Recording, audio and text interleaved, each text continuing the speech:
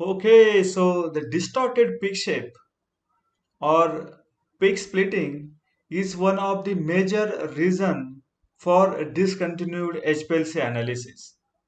I hope you must have also gone through same kind of pain of stopping the sequences because your peak shape has now got distorted. But have you tried to understand what is the reason behind such kind of distorted peak shape or the peak splitting? In this video now, we are going to talk about what are the probable reason for such kind of distortions, the peak splittings, and how one can fix those root causes so that, once you watch this video, then probably you will be able to minimize such kind of observations during your analysis. So let us begin with the presentation now.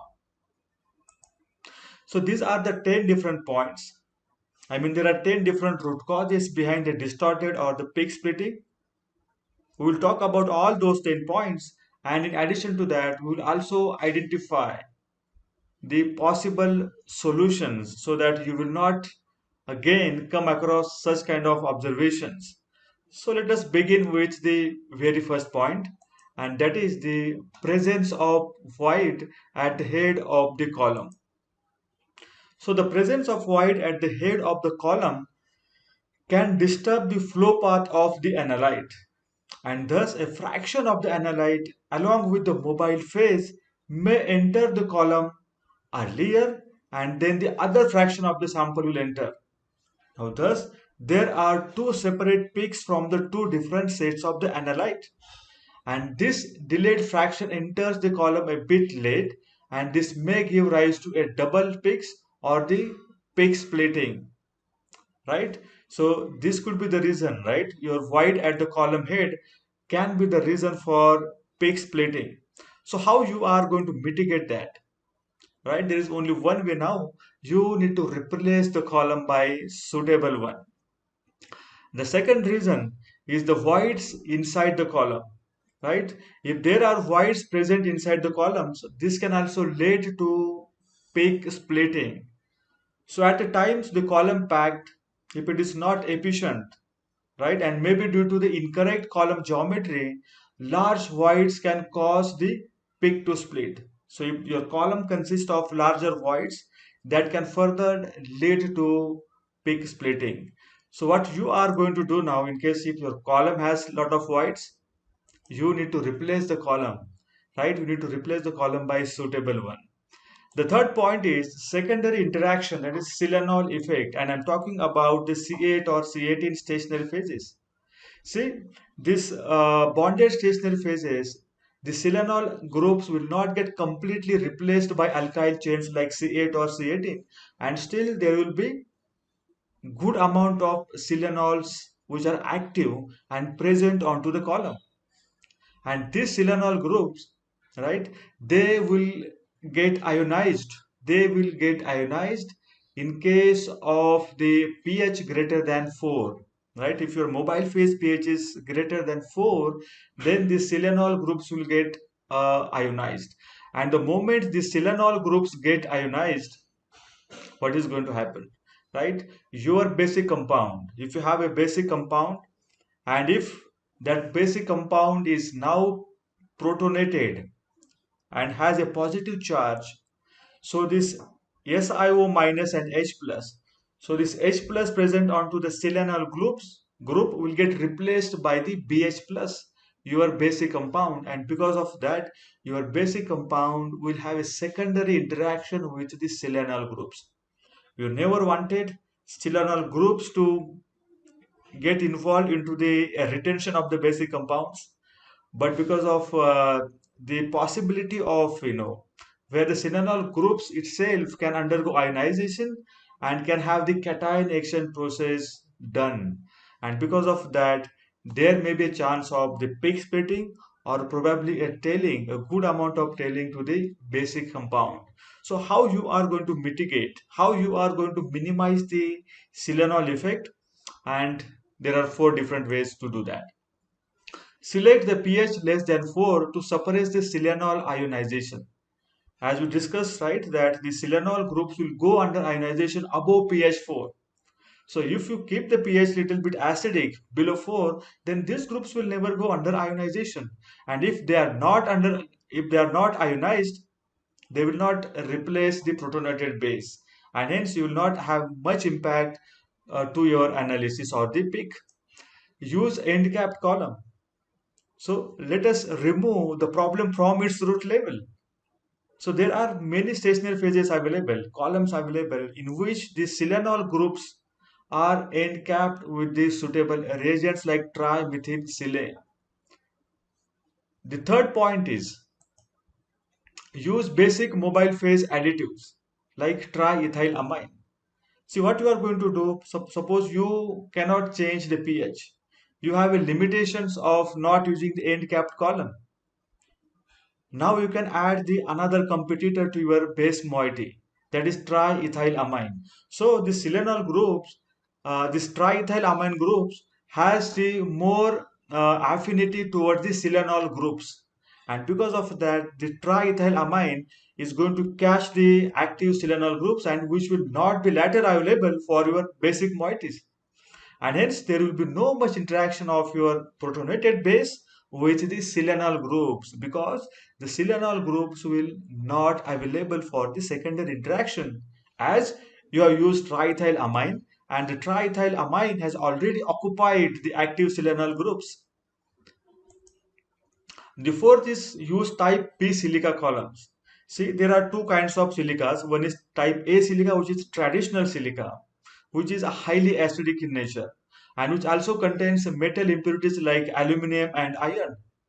But the type B silica, which is more pure and less acidic and contains very minimal amount of metal impurities. So this kind of silica will give less tailings and distortion into the peak shape as compared to type A silica columns. So it is always preferred to use a HPLC column manufactured from type B silica. The point number fourth is use of strong diluent than the mobile phase. So what is the reason that you may get the splitted peaks? Because your diluent is stronger. Your diluent is stronger as compared to mobile phase. Now I am talking in the context of reverse phase chromatography.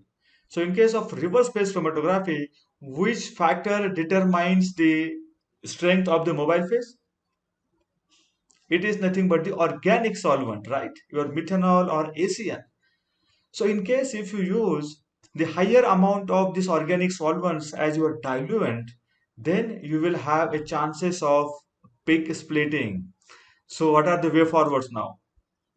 Use mobile phase as a diluent. Okay, if possible, you can use mobile phase as a diluent so that there is no question of different in the polarity, right? It will be as good as your mobile phase. And second one, if you cannot use the mobile phase as a diluent, then select the diluent which is weaker than the mobile phase. Weaker than the mobile phase means the diluent contain less amount of organic solvent as compared to mobile phase. So for example, if your mobile phase is 30% aqueous and 70% ACN, 30% aqueous and 70% ACN. You choose a diluent which contains 50% aqueous and 50% ACN. You have a lesser amount of ACN into the diluent which is weaker than the mobile phase, and then you will probably not come across peak splitting. The point number fourth is blockages in the column frit. Now this is one of the major root cause I personally found for the distorted peak shapes or the peak splitting. We need to understand and mitigate this root cause from its root level. See, the prits are there to protect your packaging materials from the contamination from the mobile phase or from the sample solution, and hence they are going to get dirty, right? It is expected that your frit is going to get dirty because of the particulate matter coming out of the mobile phase or the sample solutions. But once the frit contamination goes beyond certain level, then you will start observing the peak splitting or the distorted peak shapes. So how one can mitigate this now? you can clean the fluid by reversing the column, by flushing the column in the reverse direction. So reverse the column so that the fluid cleaning will be more efficient and fast. And the second one is, if you want to really protect your column fluid, why don't you use the column inlet filter? Because the column inlet filter will filter your the mobile phase before it enters into the injector and followed by the column. Or even, I think the usage of guard column can also be suggested in case if you want to really protect your column fluid. The sixth point is hydrophobic adulterants in the column. See, we are talking about the reverse phase chromatography where the hydrophobic or non-polar compounds are strongly retained. But in your sample's case, does this non-polar compounds getting permanently on the column? They are not getting outside the column. Though they can be the polymer materials, right? And this is not the reversible reaction. The moment they get onto the column, they probably will not get outside the column. And because of that, the hydrophobic load has increased too much on the column, you will start absorbing the peak splitting or the distorted peak shape. So how you can do that? Probably you can think of, washing the column with the stronger solvents like maybe ACN, methanol, or even THF, so that this hydrophobic material will get dissolved and probably will start moving out of the column. The second alternatives could be regeneration of HPLC column. But if it doesn't work, then your column is already dead and probably you have to replace the column with a new one. So it is also very important now to have the pre-treatment for your sample. You can reduce the sample matrix so that this kind of hydrophobic material will never enter into the column. The point number 7 is saturation of the detector. Now this is something very easy to tackle and manage, but in case if your detector is getting saturated, you may end up getting the distorted or the splitted peaks. So how one can mitigate this? It is very easy. You need to reduce the sample quantity or the concentration. The moment you reduce the sample concentration, the detector is going to come into the linear range and you will start observing a very Gaussian and beautiful peaks. The point number 8 is the overloaded column. So how much injection volume you are injecting, that is also going to make a lot of difference as per as the peak splitting. So understand whether you need to reduce the injection volume so that probably you will not start observing the peaks as splitted peaks or the distorted peaks.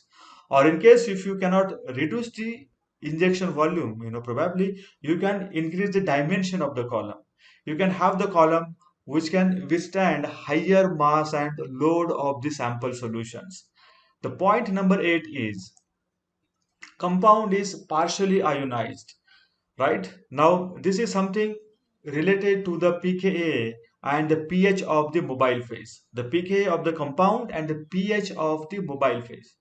So for example, in case if you have a pH of the mobile phase which is partially ionizing the compound, that means the few portion of the compound is polar and some another portion of the compound is a non-polar. So the first portion of the compound which is a little polar, right, which is ionized, is going to have a little lesser retention time as compared to the non-polar portion of the compound, and because of that you may end up seeing the peak split. So how to avoid the peak splitting? You need to either make the compound into completely non-polar or unionized form, or into completely ionized form or the polar form, so that there will be no different bands moving across the column because of the difference in the polarities. So how one can confirm whether my compound is completely into ionic form or completely into non-ionic form? Now this is the pH you need to have. You need to have a pH of the mobile phase outside the pKa plus or minus 2. For example, if the pKa of the compound is 4, right, then the pKa minus 2 becomes 2. So if you have a mobile phase less than 2, if you have a pH of the mobile phase less than 2, then your compound, if it is acidic, it will be completely unionized. If it is basic, it will be completely ionized. The pK plus 2, that becomes now pK is 4 as per our example. So pK plus 2 becomes now the 6. So in case of acidic compound, at pH 6, your entire compound will be ionized form. In case of if your compound is a basic compound, at pH 6, it will be completely unionized compound. So you will come out of this peak splitting in case if the pH is the root cause. And the last one is the too long and the broad tubing. It is also very important that the tubing's connections are appropriately managed. In case if you are using the tubing connection which are too broad and too long, that may lead to the distorted or the peak splitting. So take the advice, the recommendation from the manufacturer of your HPLC systems and start using the recommended tubings. Right? So I hope now these 10 different points are certainly going to help you out in identifying what is the real root cause in your case and how you can mitigate it so that you will not end up with such kind of big distortion. Thank you very much for watching this video, and I will meet you soon with such kind of informative and useful videos. Till then, take care and bye bye. See you soon.